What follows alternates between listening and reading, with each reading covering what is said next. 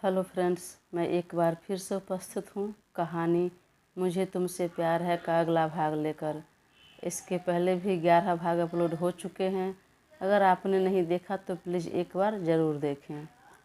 अनुज घर तो आ गया, पर दिमाग में अभी भी वह लड़की और उसकी बातें घूम रही थी और उसके चेहरे पर एक हल्की मुस्कान आ रही थी। उस लड़की में कुछ तो बात ज़रूर है। उससे दोबारा मुलाकात करनी है, पर कब, कैसे और कहाँ मिलेगी, रहती कहाँ है वो, यह पता करना होगा। तभी उसके एक कजन ब्रदर संयम ने उस पर एक धौल जमाते हुए कहा, क्या बात है ब्रो, क्या सोच रहे हो, किसके ख्वाब में खो रहे हो? अरे किसी के ख्वाबों में नहीं यार, बस यूं ही। चलिए, जिसके बीसियों गर्लफ्रेंड रह चुकी हो उसे किसी के ख्वाब ना आए, ऐसा हो सकता है? अच्छा बोलिए, कोई न्यू लड़की मिल गई क्या? अनुज अपनी आईब्रो ऊपर करते हुए हंस पड़ा। आज मार्केट में मिली थी एक चुलबुली सी लड़की। वो, उसकी बेखौफ बातें और उसकी आंखें बेहद प्यारी थीं। जानते हो, कितना बकबक किया, कितना सुना दिया उसने, और मैं कुछ नहीं बोल पाया, बस उसे देखता रह गया। ओह, मतलब फिर से एक लड़की मिल गई।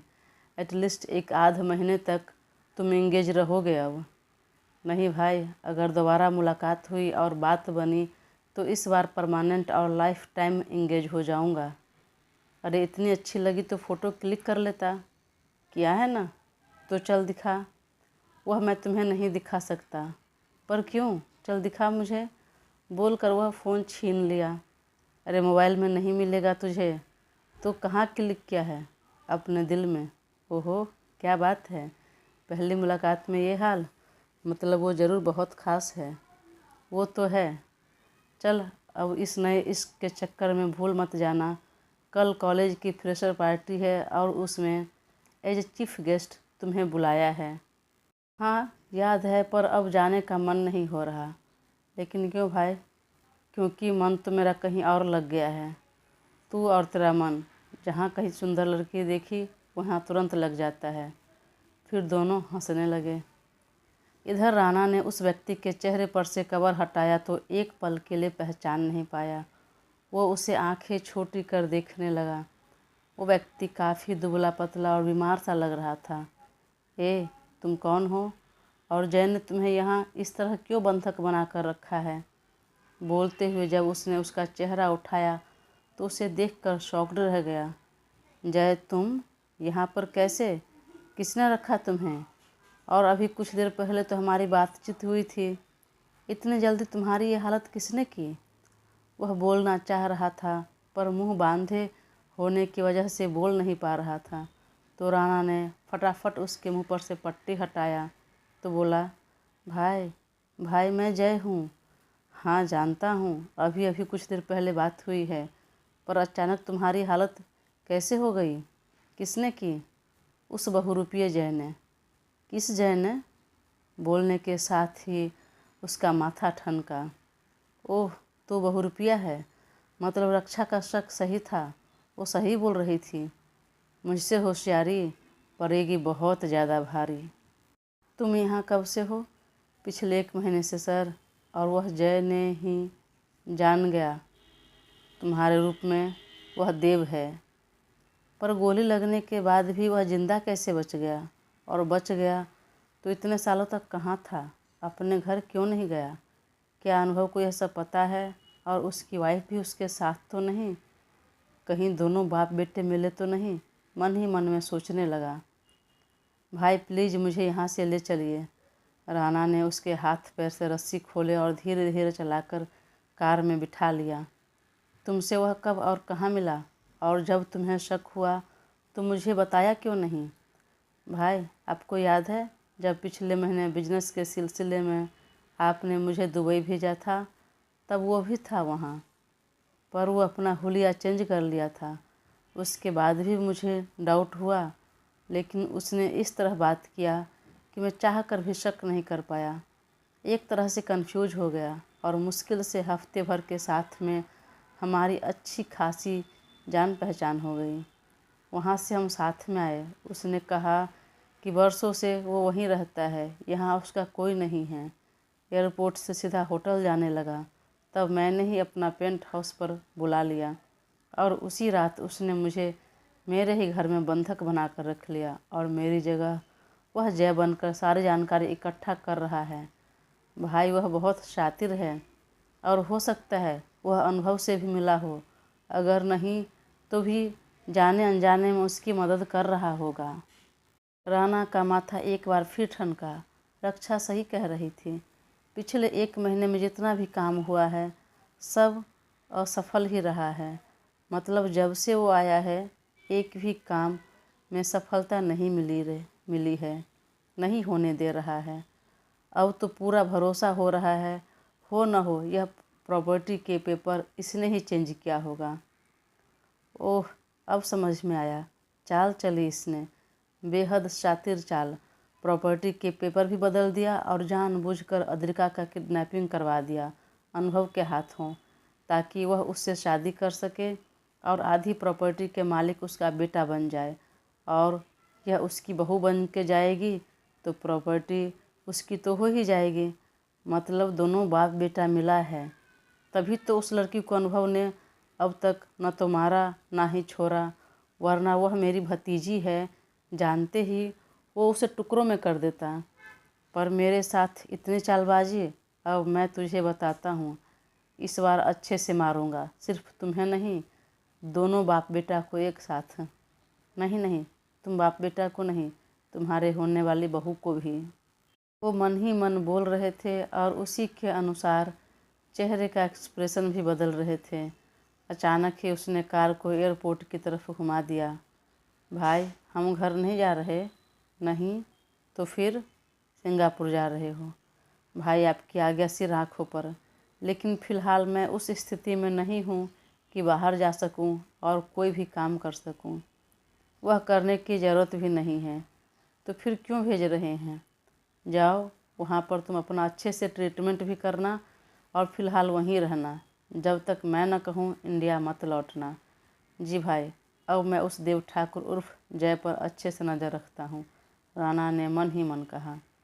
जय को छोड़कर वो वापस लौट रहा था और खुद को सामान्य रखने की कोशिश कर रहा था ताकि उस बहुरूपिया को भनक तक ना लगे। तभी उसके मोबाइल पर एक कॉल आया। उसने जैसे ही रिसीव किया तो सामने से एक लड़की की आवाज़ आई। अनुभव और अद्रिका दोनों शादी कर रहे हैं। अगर आप शादी को रोक दे तो बड़ी मेहरबानी होगी। तुम कौन बोल रही हो और तुम पर यह मेहरबानी क्यों करूं और मुझे क्या मिलेगा? मैं कौन हूँ यह रहने दीजिए, बस काम की बातें करते हैं ना। अगर आप यह मेहरबानी करते हैं तो अनुभव मुझे मिल जाएगा और वह लड़की आपको, फिर प्रॉपर्टी अपने नाम करवा के उसका काम तमाम कर दीजिएगा। अगर मेरी बातें जच गई तो मुझे आपकी इस मेहरबानी का इंतज़ार रहेगा। और हाँ, एडवांस में थैंक यू। बोलकर उस लड़की ने फ़ोन काट दिया और तुरंत मोबाइल पर से रुमाल हटाया, फिर मोबाइल से सिम भी निकाल कर हटा दिया। फिर कार की चाबी अपने उंगलियों में घुमाते हुए कहा, खबर तो पहुंचा दी है, अब देखते हैं पापा इस काम में कितना सफल हो पाते हैं। उस अनुभव और मेरी प्यारी बहन की शादी रोक पाते हैं या नहीं। पर क्या इतनी जल्दी कर पाएंगे? अगर नहीं तो फिर मुझे ही कुछ करना होगा। बोलकर उसके चेहरे पर तिरछी स्माइल आ गई। इधर राना को अनुभव और अद्रिका की शादी की बात सुनकर दिमाग घूम गया और अचानक याद आया, अरे शादी कब है और किस लोकेशन पर? मुंबई में या किसी दूसरे शहर में, इंडिया में या कहीं बाहर? अब इतनी जल्दी मैं कैसे पता करूँगा? वो कॉल बैक करने लगा पर फ़ोन नंबर नहीं लगा, स्विच ऑफ बता रहा था।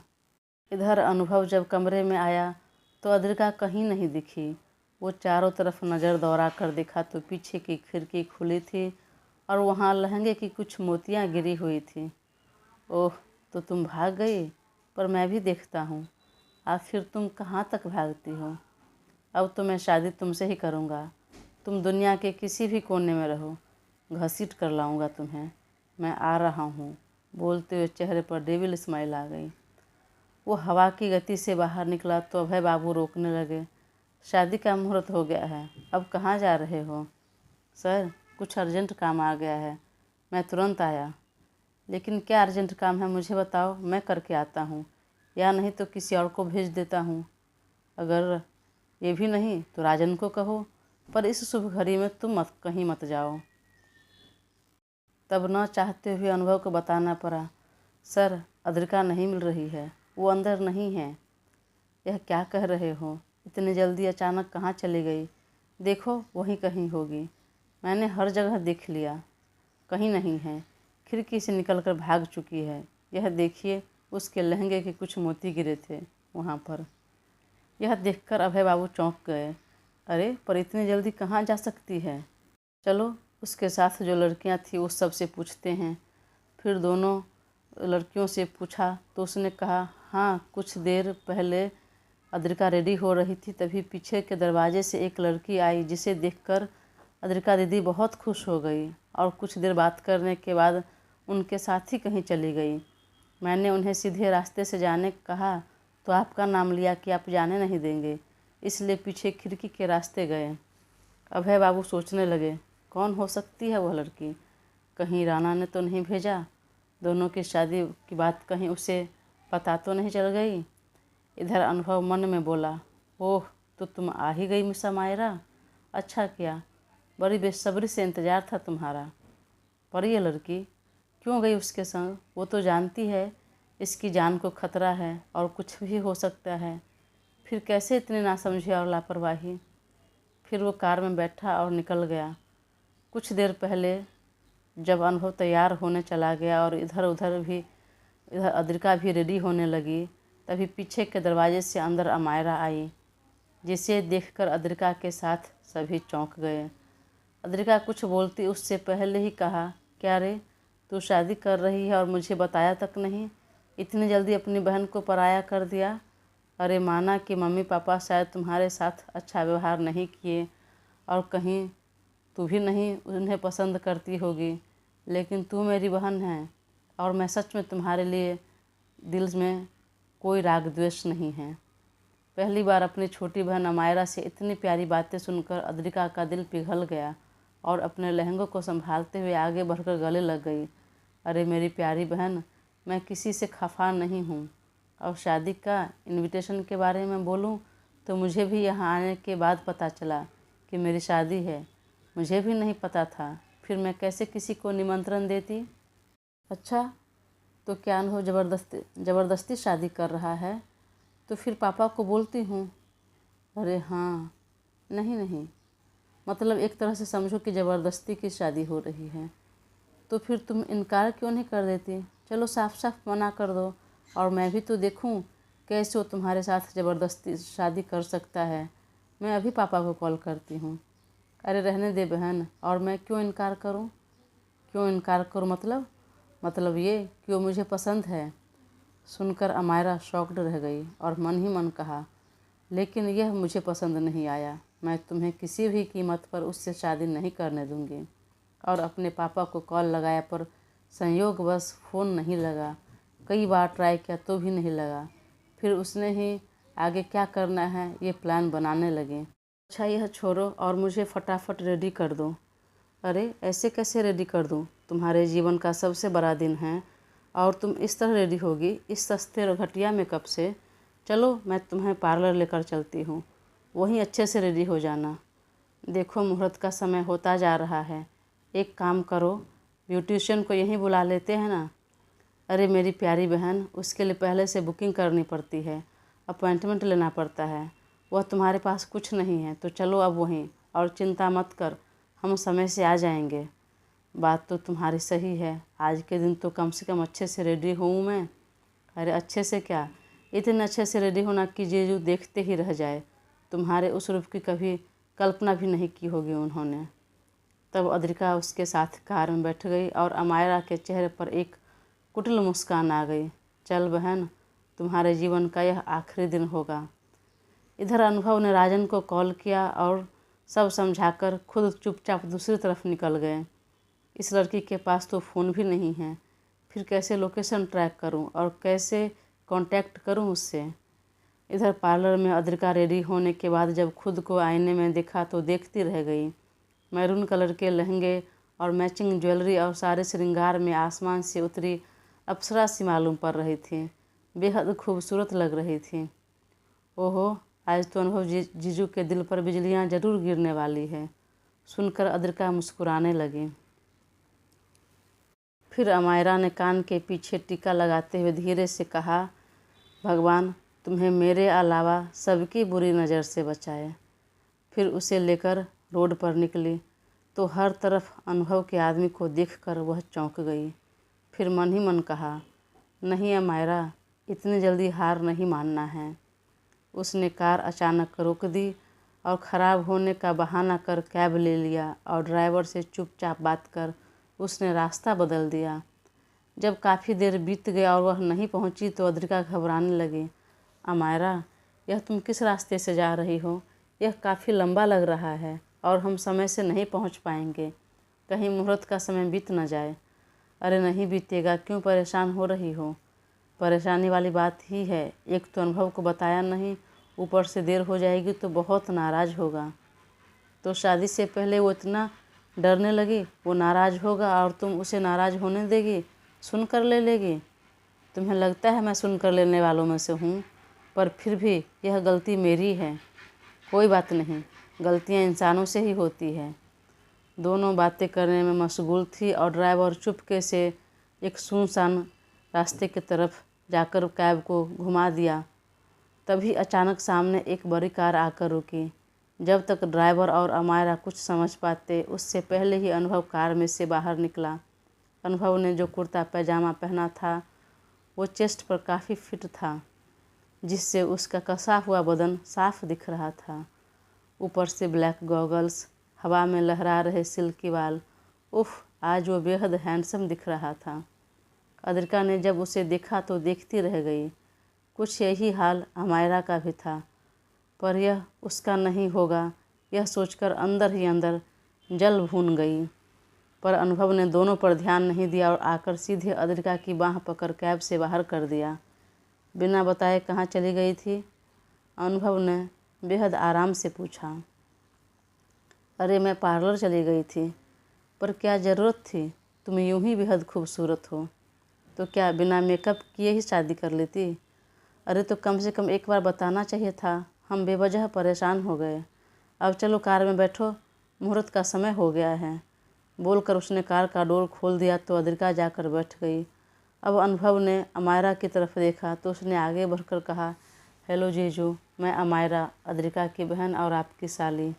जवाब में उसने कुछ नहीं कहा, बस उसकी तरफ एकटक देखता रह गया।